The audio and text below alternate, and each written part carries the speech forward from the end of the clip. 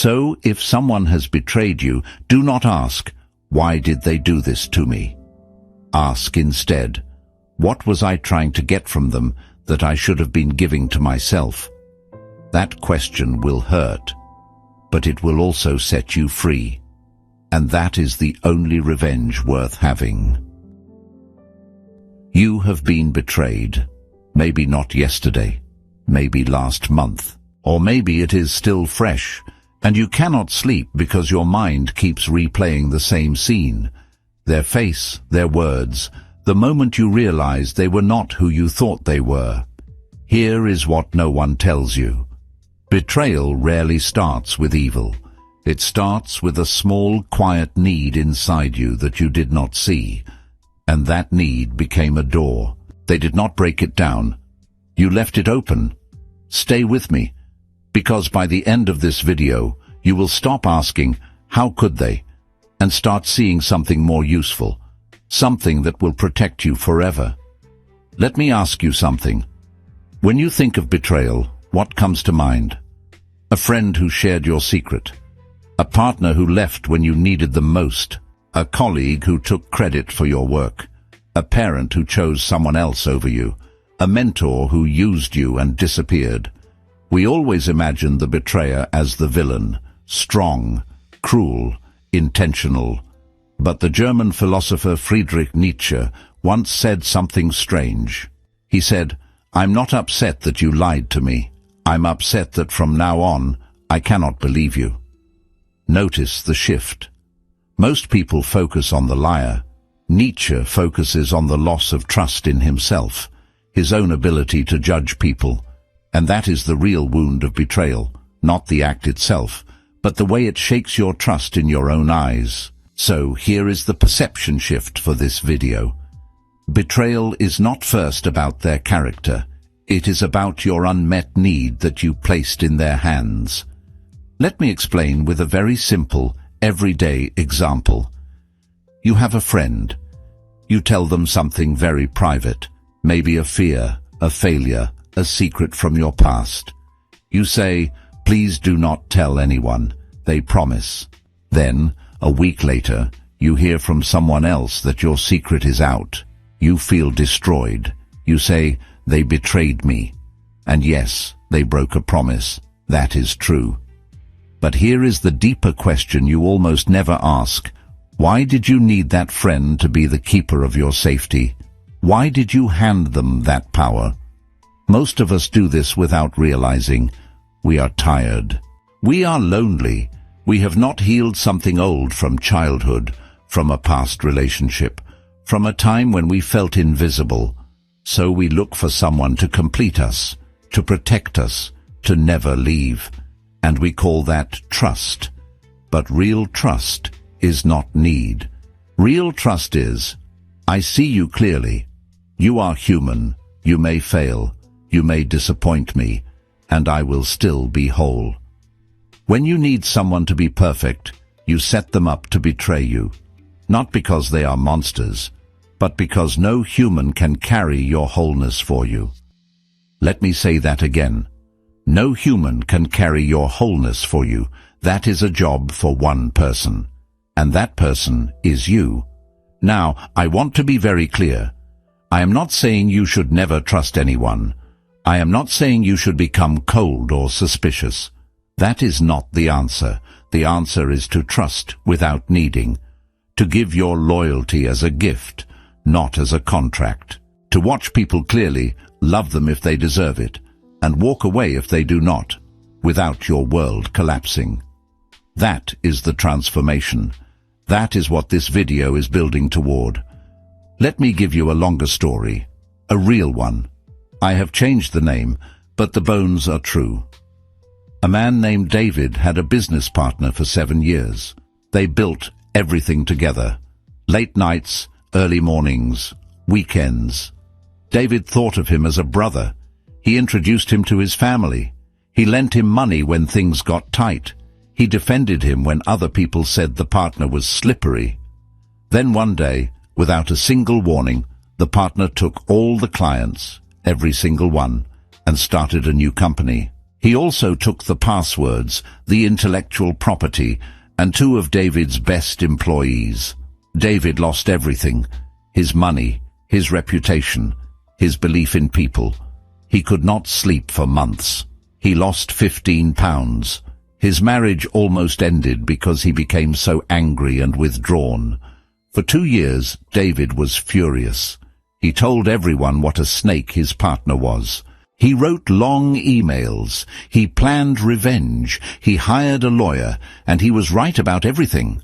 The partner was dishonest. The partner was greedy. The partner was a liar. But here is the thing. The anger did not heal David. It just made him bitter. His new business failed because he trusted no one. His friends got tired of hearing the same story. He was becoming the very thing he hated. Then one night, after a long silence, David asked himself a different question. Not, why did he do it, but what was I ignoring about him for 7 years? And that is when the real answer came. David sat down with a pen and paper. He wrote down every small memory, and he admitted he had seen signs, small ones. The partner took credit for things David had done. He got jealous when David received compliments. He made jokes about loyalty being for weak people. He laughed at clients behind their backs. Once, David overheard him lying to a supplier, a small lie, but a lie. David saw all of it. He felt something in his stomach each time, but he ignored it. Why? Because David needed the partnership. He needed to feel successful. He needed someone to tell him he was not alone. He was afraid that if he spoke up, the partner would leave. So he traded his own observation for comfort. That was the door he left open. Now, here is the uncomfortable truth. And I need you to really hear this, because it is the most important part of the entire video. I'm not saying the betrayer is innocent. They are responsible for their actions, fully responsible. What they did was wrong. But you are responsible for your awareness, and awareness is the only real protection you will ever have. No contract, no promise, no love story will protect you as much as your own ability to see clearly. This is what Carl Jung, the Swiss psychologist, called the shadow, the parts of ourselves we do not want to look at, the parts that scare us. David did not want to see his own desperation. He did not want to see how much he needed the partnership to feel like a man of value. So he projected all his trust, all his hope, all his safety onto someone else. And that projection, not the partner's greed, was the real trap. Let me give you another example from love this time. A woman named Maria. She was with her boyfriend for 4 years. He was charming. He said all the right things. He told her she was the only one. But he also disappeared for days without explanation. He got angry when she asked questions. He called her crazy and insecure. He had old friendships with women that he kept secret. Maria felt anxious all the time, but she stayed. Why? Because she had grown up with a father who left. She had learned as a child that love meant waiting for someone to come back. So she kept waiting and waiting, until one day the boyfriend left her for someone else. And Maria said, "He betrayed me." And yes, he did. He lied. He manipulated. He used her. But here is the shadow question. What was Maria ignoring? The disappearing, the secrecy, the name-calling. She saw it all, but she did not want to see it, because seeing it meant being alone. And being alone for Maria felt like death. So she traded her awareness for the illusion of safety. I am telling you these stories not to blame the victim. I am telling you them because until you see your own door, you will keep leaving it open. And different people will walk through it. Same pattern, different face. So let me give you a simple rule. I will number them so they are clear. Number 1. Never trust someone more than you trust your own ability to see them clearly. Your eyes are your first protector. If you feel confused around someone, that is not love. That is a warning. Number 2. If you feel you cannot live without a specific person, you are already in danger. No adult should be oxygen for another adult. That is not romance. That is a wound looking for a bandage. Number 3. The person who betrays you almost always showed you who they were. You just did not want to believe it. The small lie, the joke at someone else's expense, the way they treated a waiter or a taxi driver, the way they talked about their ex. It was all there. Your job is not to hate them. Your job is to ask yourself, why did I look away? I know that is hard to hear. Most people will stop this video right here. They will say, no, I trusted them. They lied. End of story. And that is fine. That is their choice. But that choice keeps them in the same loop. Same betrayal, different year. If you want something different, you have to see something different. Stay with me, because the next part is even more important, and it might be the thing that finally breaks the pattern. Let me leave a question hanging in the air for a moment. Do not answer it yet. Just let it sit. If you have been betrayed, what if the person who did it was not the first one to betray you? What if the first betrayal happened much earlier? When you were young, when you were helpless, when you had no choice, and you were the one who did it to yourself. Not because you are bad, but because you learned a survival habit that no longer works. I will come back to that in a few minutes. First, let us talk about something very practical. Because I do not want you to leave this video only with philosophy. I want you to leave with tools. Here is a research finding from social psychology. Scientists have studied betrayal for decades. One of the clearest early warning signs is not what people say. It is how they act when you have something they want. Watch for this carefully. When you succeed, you get a promotion, you buy a house, you lose weight, you find happiness. Does the person celebrate with you? Or do they get quiet, make small jokes, suddenly remember a problem of their own, or say something like, must be nice? That behavior is called covert competition. Most betrayers do not hate you. They do not wake up planning to destroy you. That is very rare. What is common is this: they envy you, and they cannot admit it. Not to you, not even to themselves. So the envy turns into small cuts, small dismissals, small withdrawals. And over time, those small cuts become a door. They tell themselves they don't deserve that anyway. And that thought makes it easier to take from you. Another clear sign: they change their story. Not big lies, small shifts. Oh, I never said that. You must have misunderstood. I was just joking, you are too sensitive. That is not what I meant. These are not memory problems. These are reality adjustments. And people who adjust reality to avoid discomfort will eventually adjust you out of their conscience. Because their comfort is more important to them than the truth. One more sign, and this one is from the Roman Stoics. Marcus Aurelius said, "A person's worth is measured by what they give their attention to." So watch what they give their attention to. Do they pay attention to your pain? Do they remember what you told them? Or do they only give attention when they need something? Do they only call when they are in trouble? Do they only show up when there is a camera or an audience? If someone only gives you attention when it benefits them, they are not your person. They are a customer, and customers leave when the product stops working. Now, let me go back to that hanging question. The first betrayal. Marcus Aurelius also wrote in his journal, which was never meant to be published, by the way, it was just for himself. He wrote, "You have power over your mind, not outside events. Realize this, and you will find strength." And he wrote something else. He said, "The soul becomes dyed with the color of its thoughts." So here is what that means for you. If you constantly think, people always leave me, no one is loyal, I cannot trust anyone, everyone is selfish, your soul gets dyed that color. And then you act in ways that make people leave. You become suspicious. You test them. You bring up old wounds. You hold back love. You wait for them to fail so you can say, "I told you so," and eventually they get tired. They leave.